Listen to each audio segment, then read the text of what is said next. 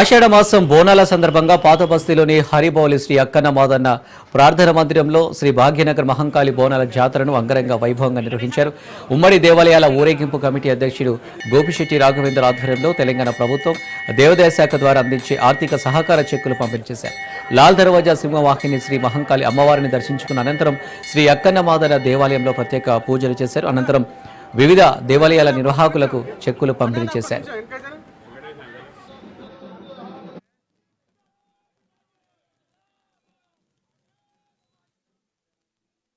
మేము అందరం కూడి వల్ల అక్కన్న మాదన ఆలయంలో బోనాల సందర్భంగా ప్రభుత్వం ఇచ్చిన చెక్కుల్ని పంపిణీ చేయడానికి వచ్చినాం.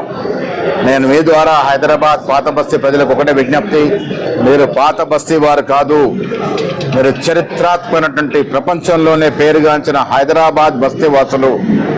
ఈ హైదరాబాద్ నగరాన్ని మిగతా నగరాలకు ధీటుగా అన్ని అంగులతో ఆధునాతనటువంటి ప్రత్యేకలతో హైదరాబాద్ని అభివృద్ధి చేయాలని కాంగ్రెస్ పార్టీ తపన పడతా ఉంది. ముఖ్యమంత్రి రేవంత్ రెడ్డి గారు తపన పడతా ఉన్నారు. అందరం సహకరించుకుందాం.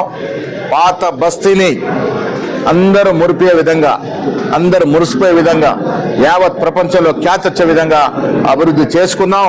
బోనాల పండుగ ఘనంగా జరిగే బోనాల పండుగ. బోనాలు అంటేనే హైదరాబాద్ ప్రతీక. అలాంటి బోనాలు సగర్వంగా జరగాలని ముఖ్యమంత్రి గారు, మా మంత్రి పొన్నం ప్రభాకర్ గారు 6 నిమిషాలు శ్రమిస్తూ అయ్యే ఖర్చుల నిమిత్తం చెక్కులు ఇచ్చినట్టు సందర్భం ఇవాళ బోనాల పండుగ గర్వంగా జరగాలని కోరుకుంటూ మీ అందరిని